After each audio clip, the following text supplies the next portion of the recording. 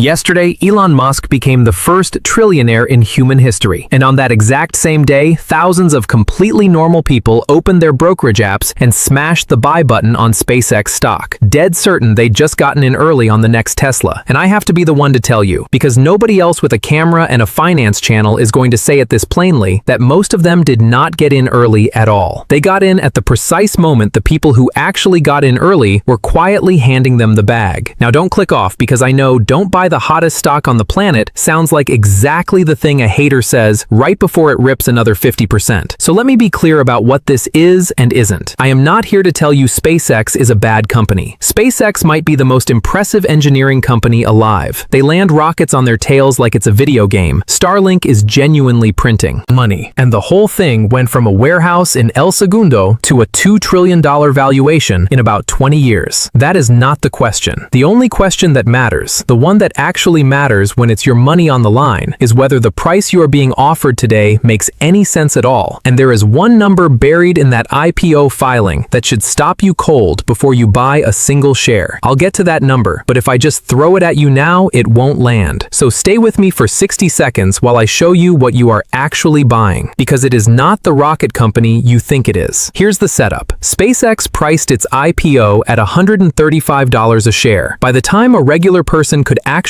click buy, the stock had already opened around 150 and torn straight into the 160s inside the first hour. Read that again, slowly. The insiders, the early funds, the employees who held shares through the lean years, they got their price, 135, locked in before the opening bell. You, refreshing your app on your lunch break, got to pay around 160 for the exact same share. That gap, that $20-something jump that happened before you could even participate, that is not your opportunity. That is the market handing the early money an instant, risk-free profit. And that profit gets funded by the late money. And the late money is almost always retail. It is almost always us. And this is where most finance channels stop talking, because it popped on day one sounds bullish. It sounds exciting. It sounds like proof you should have bought more. So let me give you the number I promised, the one that actually matters. SpaceX went public at roughly 94 times its revenue. 94. And to hold that against something real, when Meta went public, it was around 22 times revenue. Amazon was around 18. So you are being asked to pay 4 to 5 times the multiple of two of the most successful companies in the history of capitalism on day one for a business that still loses staggering amounts of money in big chunks of itself. And I want you to actually feel what 94 times revenue means, because the number is too big to feel on its own. Smart people ran the math on what would have to happen for that price to make sense. And the answer is brutal. SpaceX's profits would have to grow roughly 75-fold. And I don't mean 75%, I mean 75 times over by the year 2035, just for today's buyer to have paid a fair price. Not a good price, a fair one. Every dollar of actual gain you are dreaming about has to come stacked on top of a company 75xing its earnings across a decade. That is not investing anymore. At that point, it is a prayer with a ticker symbol. And here is the part that genuinely bothers me, the part that turns this from expensive stock into please be careful. When you buy that share, what are you actually getting a piece of? Because SpaceX today is not just rockets anymore. Earlier this year, they folded xAI, Musk's artificial intelligence company, the one that owns Grok and what used to be Twitter, straight into this thing. And that AI segment, the one you are now a part owner of, whether you wanted it or not, lost over $6 billion